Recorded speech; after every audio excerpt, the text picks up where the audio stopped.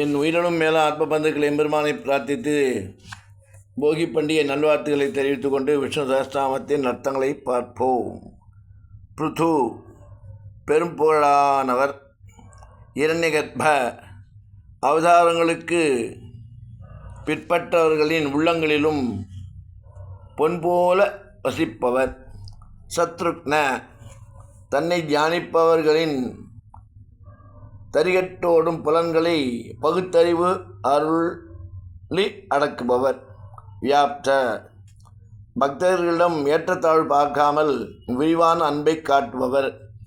வாயு அன்பர்களின் இருப்பிடத்திற்கு தேடிச் செல்லும் காற்று போன்றவர். அதோக்ஷஜ யாவரும் அனுபவித்து பயன்படுத்தினாலும் கடல் போன்ற பெருமை குறையாதவர். ருது பக்தர்களை வளர்க்கும்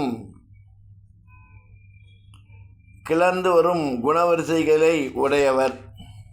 சுதர்சன ராமனின் பெருமையை அறியாதவரும் அவன் திருமேனியை கண்டவுடன் ஈடுபடும் அழகுடையவர். கால தன் நற்பண்புகளால் அனைவரையும் தம்மிடம் இழுத்து கொள்பவர். பரமேஷ்டி ராமாவதாரம் முடிந்தபின் திரும்பவும் வைகுண்டத்தில் இருப்பவர்.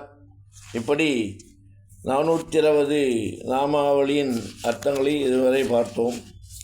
மேற்கொண்டு தொடர்ந்து பார்ப்போம் என்று கூறிக்கொண்டு எம்பெருமான ராமானுஜன் திவ்ய திருவடிகளே சரணம்.